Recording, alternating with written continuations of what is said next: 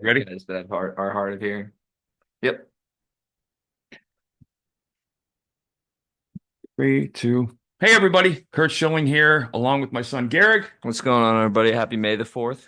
May the 4th be with you to nerds everywhere. Gonna get into some more in-depth stuff today. Quickly talk about where the game is right now. Detroit leading the major leagues in run differential at 22 and 13. The Mets at 22 and 12, although they may be getting swept today by St. Louis. Uh, and surprisingly, the Cubs 21 and 14 at plus 62, although the Cubs uh, starter Imanaga went out the other day with a hamstring lower leg thing, which usually isn't a long time. A little concerned because he is on my fantasy team. But a bigger note for me, I'm a huge Oriole fan just because of well, my wife's from Maryland, and it was my first experience in the big leagues, and it's a great baseball city. All things go with that. Been a fan the last couple of years of what they've been doing. They are in a hole right now, and they need to make a decision, I think. They lost 11-6 today, giving up a record 7 home runs to the Royals. And I think what 10 solo home runs, Garrett? 10 solo homers, yeah. 10 solo home runs in the game. I say solo home runs will never beat you, but 10 of them will. Um, but the Orioles are struggling. Their pitch, Kyle Gibson started today, and that's been unfortunately a nightmare. Uh, they're going to have to make some decisions. I don't know that the Corbin Burns signing would have made any difference. They've been hurt, and they just have not gotten output from the young guys. I think Jackson Hall, they started the day today 2 for 2 with 2 home runs, and then it just all imploded. But it's a team that it's one of those. They're in a division where they're going to have to do some pretty miraculous stuff to even think about getting back into the race. And I don't know that that's going to be possible with their pitching the way it is. It's May 4th, as we mentioned, 423. 423 is Aaron Judge's batting average on May 4th. Okay.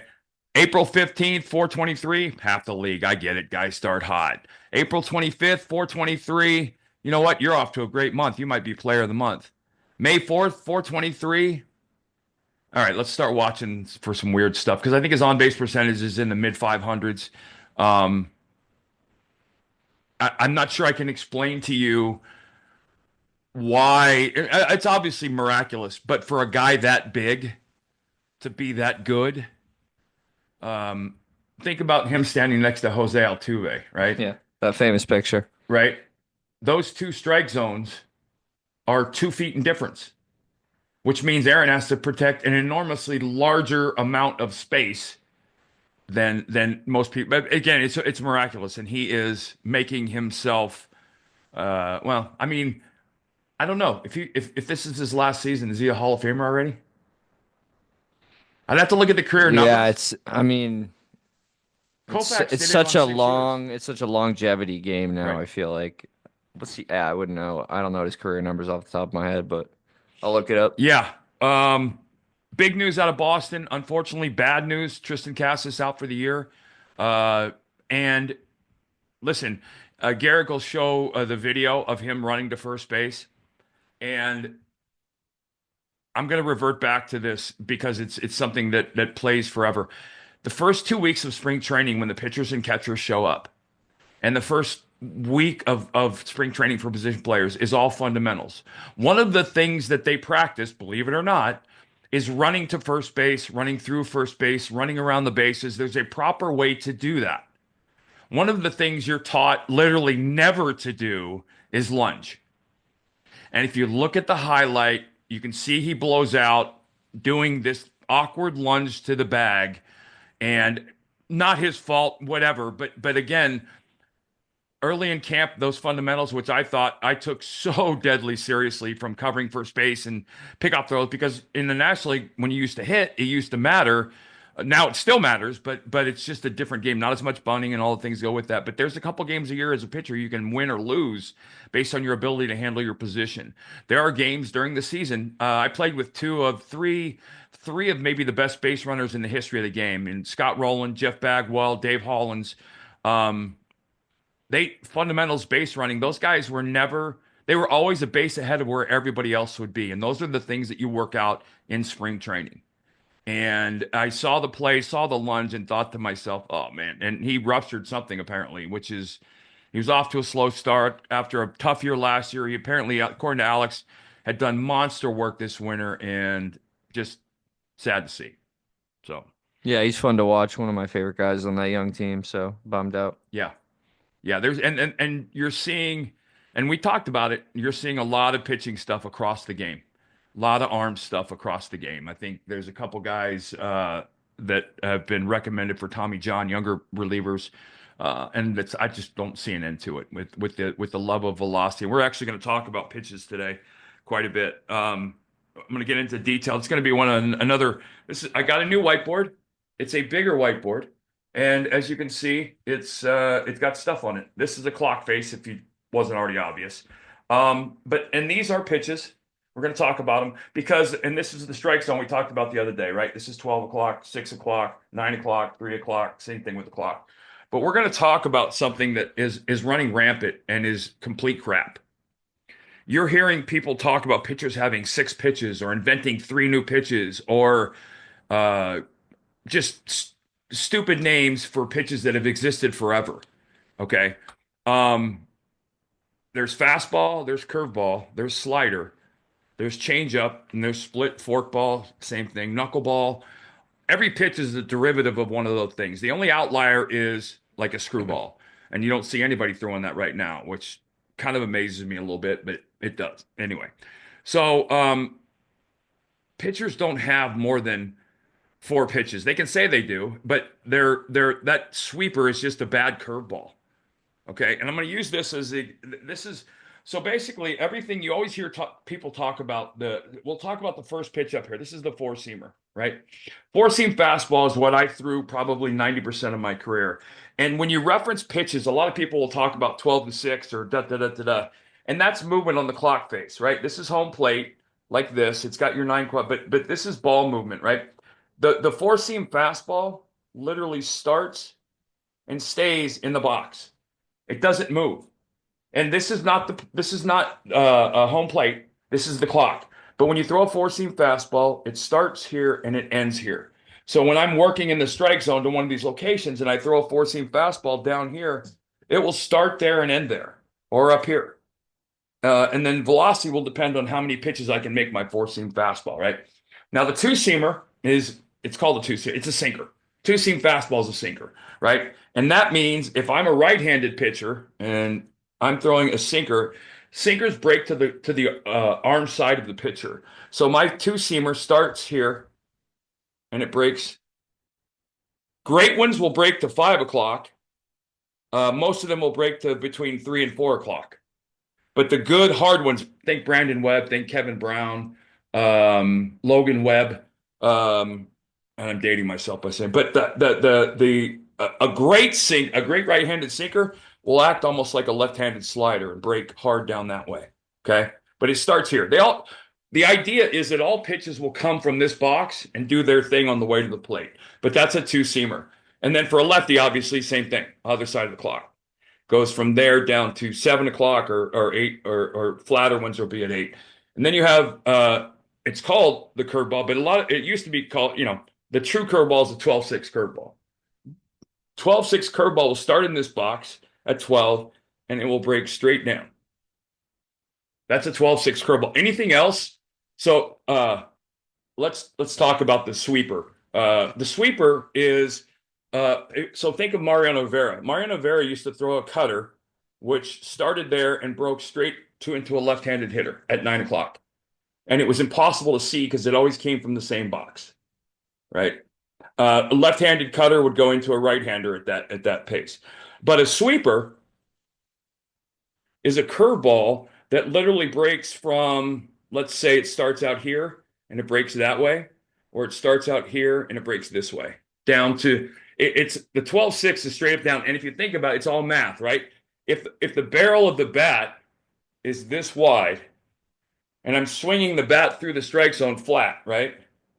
The longer the ball stays on a horizontal plane, such as 2 to 7, 2 to 8, if it's breaking this way or this way, it's going to cover, there's going to be more barrel for the bat to hit. When it's breaking straight down through the barrel, right? There's less. You're going to get top contact or bottom contact, pop up, ground out, whatever. But the 12-6 curveball, and I didn't have one till later in my career because I always tried to throw it with my arm instead of my hand. You have to throw a curveball, you have to throw it, and I'm going to have a baseball for the next episode, but you have to turn your hand at the end and spin it, and it can be challenging on your elbow. But the 12-6 curveball, the sweeper is a bad breaking ball basically because the sweeper is more horizontal, which is generally with a slow breaking ball not what you ever want to throw, right? The sweeper moves across the strike zone this way, and the curveball moves across the strike zone this way, 12-6. The difference is when they start in this zone right here and it breaks down, there's less strike zone and less place to contact. When it breaks from here across, it's breaking across the whole strike zone. So that's the difference between, and again, a sweeper is just a bad curveball. Now think about this too. Um, you hear about guys throwing over the top and sidearm, right? Over the top is 12 o'clock or somewhere in this area, guys that throw over the top. Then you hear guys that get down three quarters, they're over here. Side armors are here. And then the freaks in nature that throw underhand or under are here. Now here's the thing. If you think about me and I'm throwing the ball and this is 12 o'clock, right? I don't throw it like this. My head's not like, first of all, this would be incredibly unhealthy and you couldn't do it.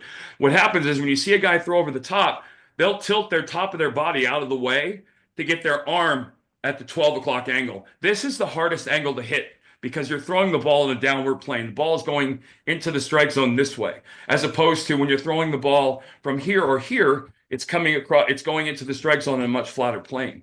So I always used my height and leverage and my hand, and I was a 12 o'clock guy, but being 12 o'clock doesn't mean you're throwing like this. It means you're throwing like this. Now, the reason this matters is because 12 o'clock is probably the most unhealthy place for your arm to be when you're throwing a baseball, as opposed to 6 o'clock, which think fastball or fast pitch softball.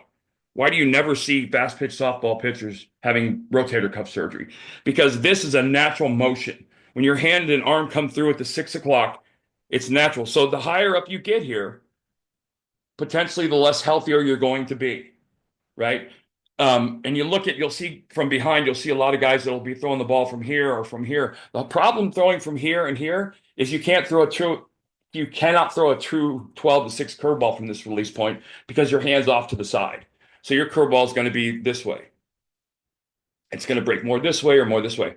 Now, the other problem becomes, and let me erase some of this. The other problem becomes, this sweeper thing, it's not a good curveball. And here's why. Hitters will tell you, for the most part, it's harder to hit the high arm angle because you don't get to see the ball as much. And it's coming in at you from a downward angle, and it's a tough angle to hit from. The farther down I go with my arm, the easier the ball is to see from a hitter, especially an opposing hitter. Throwing sidearm to a lefty as a right-hander gets you killed. Same thing, vice versa. They see the ball so much better. Now, you'll see a lot of times, and I did it one time in my career, pitchers will drop down to the side against the same side hitter to kind of get them to buckle or back out of the box. But generally, side armors rely on hard sink to the arm side. So as a side armor, if I'm letting the ball go from here, I'm counting on a lot of movement this way. And it's why you don't see sidearm righties getting lefties out a lot, because as a sidearm righty, right? Think about this. As a sidearm right-hander, here's my bat barrel again, right?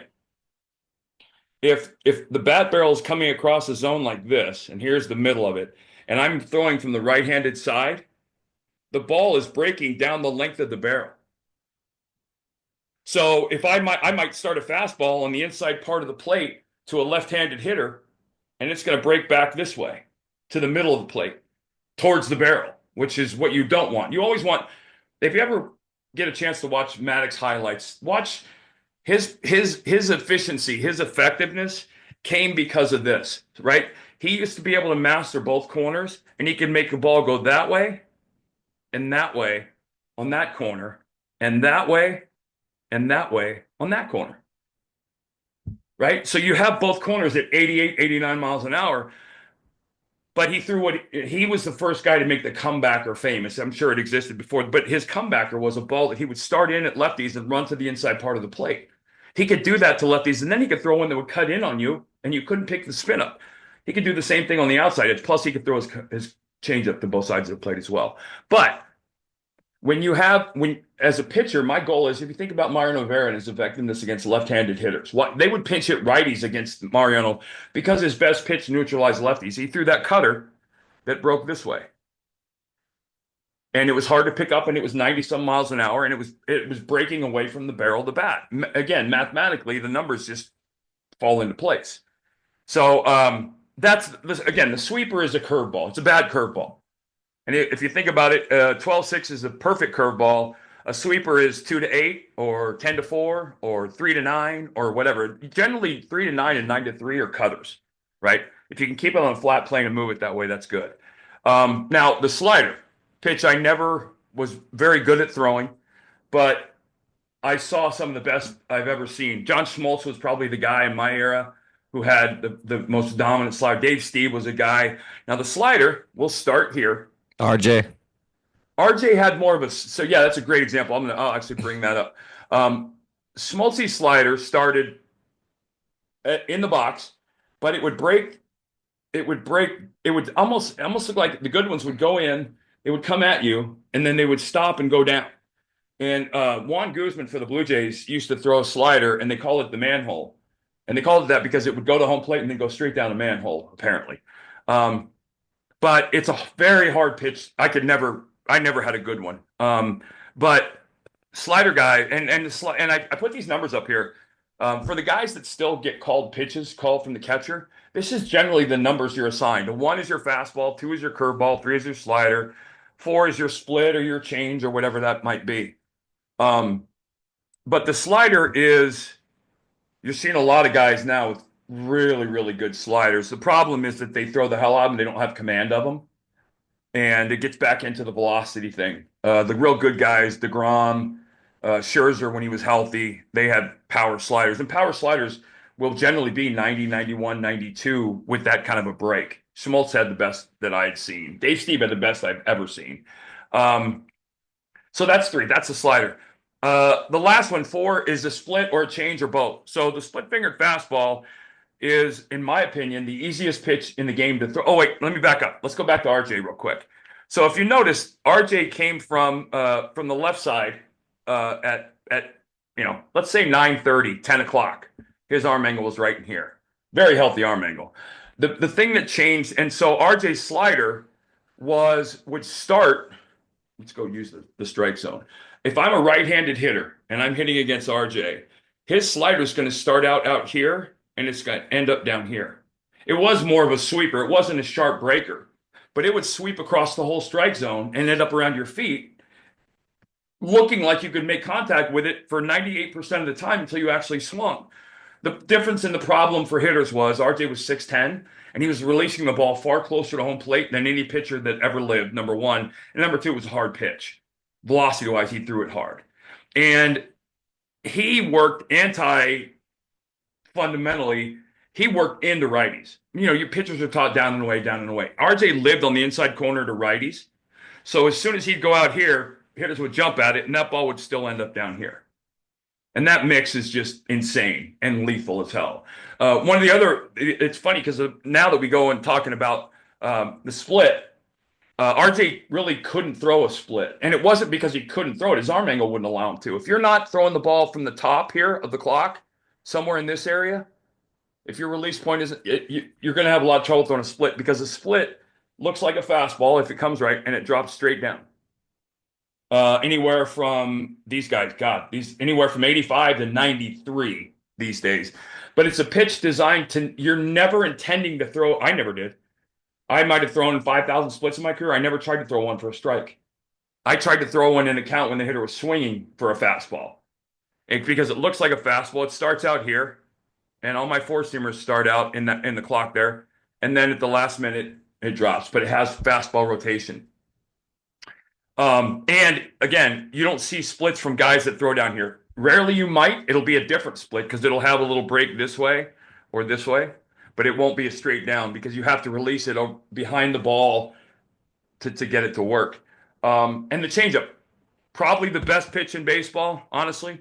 The only pitch you should teach a kid who's less than 18 years old without hands the size enough to control the baseball.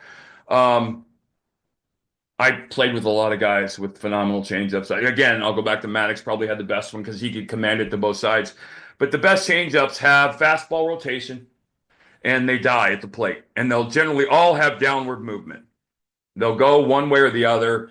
Maddox could make his cut right, cut left, and drop straight down, depending on what corner of the plate he was working on. I never could get the pitch down till after I retired and figured it out, which happened with a lot of things. But that's generally when you see the catcher wiggling four fingers, that's generally a changeup. So, and then again, let me just emphasize when you're looking at a pitcher, don't guys that throw over the top. The one thing you'll notice if they're doing it right, their head will be at about 10 o'clock and their hand will be at 12 o'clock because they've cleared there's room that pinches when you throw, and the closer your arm is to your head, the more impingement and pinching you do, and that's just not healthy. But when you hear guys talk about remember, there's fastball, two-seamer, four-seamer, curveball, slider, split change. All the other stuff is fluff and made up by a lot of sabermetrics people. They're just pitches that don't do what they're supposed to do. But you can generally tell watching. I mean, I can obviously because it's what I did for a living.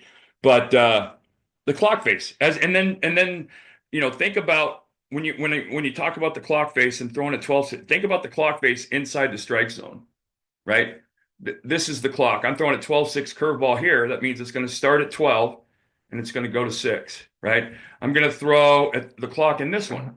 This is 12 o'clock. I'm going to throw a left-handed cutter that's going to start here and break to 3 o'clock, right? So the clock is inside the strike zone all the way around, and that's generally how I managed it. So hope that was informative. What do you got, G? I was gonna say, you want to do some questions? Sure. All right, we got one from a Reddit user and one from the comments. We Yep. appreciate you guys commenting that stuff. Which one do you want first? You care? Whatever you get. All right, we'll go with the Reddit one first. So this one comes from Reddit user Sky Ocus, and it says, "My kid is 11 years old. He just started pitching. He's got a few innings under his belt, but what should I tell him to be focused on?" Throwing strikes. Just started pitching. Just throwing strikes. Just the most important thing for an 11-year-old is repetition and just very simple mechanics. Find a pitcher that has simple mechanics and let him replicate. Mine was always like I was always looking at power guys at that age, and the most important thing for an 11-year-old is make sure the ball he's throwing is the appropriate weight. I was thinking about talking about that today. One of the things and one of the biggest problems that you have is a lot of fathers start their kids off behind the eight ball by not having the proper ball in their kid's hand. When you're 3, 4, 5 years old throwing a ball, you don't throw a baseball. You throw something light, like a wiffle ball or like a small ball, something you can grip in your hand and keep the hand and the ball size, allow the kid to grip it as opposed to hold it, right? Because you have what's called like the short armers, the guy who brings the ball back. Those are kids who grew up throwing wiffle balls. And the guys who throw baseballs, you'll see them, they'll take their arm way back behind them this way. All that has to do is when you're a kid, the ball you're throwing. So keep the ball weight appropriate to the size of the kid and the hand size. So you can grip it and throw it instead of heave it.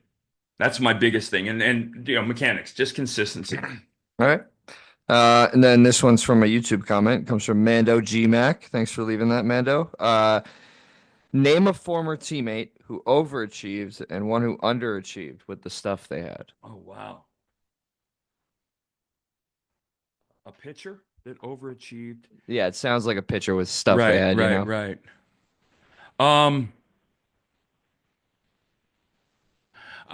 I hesitate to say this guy because he was wicked athletic and wicked talented, but his stuff It could be. I was gonna say it could be something as simple as they didn't have anything crazy. They just knew how to. They knew how to pitch. A phenomenal athlete with a marginal fastball, had a very good changeup, but he had such a high baseball IQ and his pitch ability was so exceptional. Like Greg Maddux, that type where Right, they never had the filthiest of right. filthy stuff, but they were the professor. Like they knew the game. Yeah. But he threw harder in high school than he did in the big leagues. Yeah. The guy there, I played with so many guys that I played with a guy who, if things had worked out for him in the minor leagues, he should have been a big leaguer. Mike Carista. I had him in Double A. He was one of the most talented pitchers I ever pitched with. He was so far ahead of the curve in Double A, and it just, for whatever reason, didn't work out for him. I got to tell you, when I think about, I know I'm going to forget different guys, but the guy that I remember thinking, how has anybody ever put the bat on the ball and made contact was Jerry Spradlin. He was a 6'7", 6'8" physical specimen, just the softest talking guy you've ever met. Through 96 to 98, had a 92 to 90. He had Rob Dibble stuff. You put him in a game that was a big lead, he was Rob Dibble. He just had trouble making that adjustment in close games. I thought he should have been somebody's closer saving 50 games a year for 15 years. And I hate to say it like that because he's a great guy, but I just watched it and it just didn't seem like this stuff ever translated to the and I'm trying Every to think, sport has those guys, though. huh? Every sport has Oh those my guys, God. that. Well, but for some guys it's neglect, lack of work ethic. Yeah. You can point to something for it wasn't anything like that for Jerry. He just couldn't make the transition stuff wise and that's not to say he never did because he did, but he should have consistently, in my opinion, been a 50 save guy. And it was always confounding. It just shows you how hard that is to do. Oh, Because you can have the nastiest stuff yep, ever, but you just are missing yep. one piece of the I toolkit. mean, Matt Beach was a guy I thought was going to be a lot better than he was. Beat Maddox in his first start in the big leagues. I don't know if he ever won another game.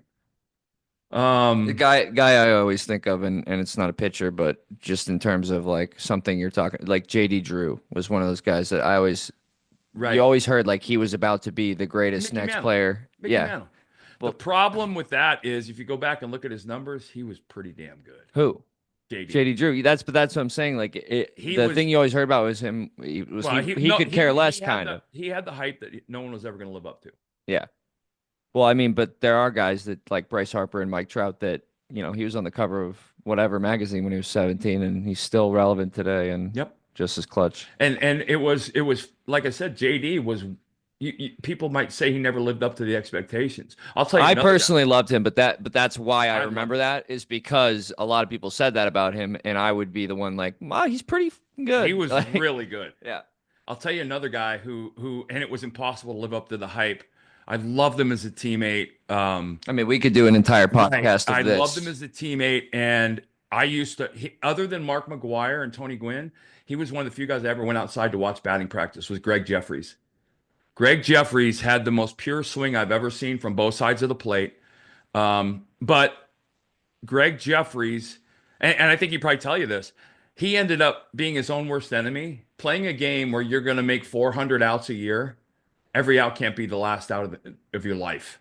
And he was so caught up and it just wore him out Yeah. because he was so gifted with the bat and he was a good dude. He came up on the wrong team. The Mets treated him like shit, and all the players on the Mets treated him like crap. Well, I mean, let's look. One of the things we're talking about for every guy in Major League Baseball, they are the best guy in their 20-mile radius for the first 20 years of their life, and then they get to the big leagues and they're striking Well, the out. problem was that he came up on a veteran Mets team, and he was immediately the best hitter on that team. Yeah. I So mean, he was there's that just good, that fast, and there's so many of they took those. it like he was one of those guys who took his bats home with him. Yeah. Tradition. They cut all his bats in half as a joke because it was an old school, and half those guys did coke when they were playing that year. I mean, it was a horrible team for The him to. Greenies era, It basically. was a horrible team for him to come up on, and I think it hurt him a lot. But I loved playing with him, and he was one of those guys. It was like watching Bobby Abreu throw from right field or Scott Rowland field the ball at third base. There was an art to what he did, and it was just mesmerizing to watch. Yeah, it makes it look easy. All right, we're going to close out with one of my important people in life. gentleman named Galen Cisco became my pitching coach when I was in Philadelphia for a couple years after Pods had left. Um, Quiet Ohio boy, farm boy, big, thick, super nice, soft talking guy. Taught me, I think, in a roundabout way about patience. I was hurt and coming back, and he was part of that whole process. But his claim to fame was he was the captain of the 1957 Ohio State football team, a team featuring Hopalong Cassidy. So I know I'm dating myself, and this is pre 40 years for anybody, probably most of the viewers of this show. But Galen Cisco was just a good man. And he came along at a time in my life when physically I was struggling and I needed a softer, easier perspective about perseverance, and he gave it to me. And I'm forever grateful that I had a chance to run into that gentleman and have him part of my life. So if you're out there, Galen, thank you. God bless you. All right. We'll be back on Tuesday with episode 13. May the 4th be with you. Have a good one, G. Yep, may the fourth be with you guys.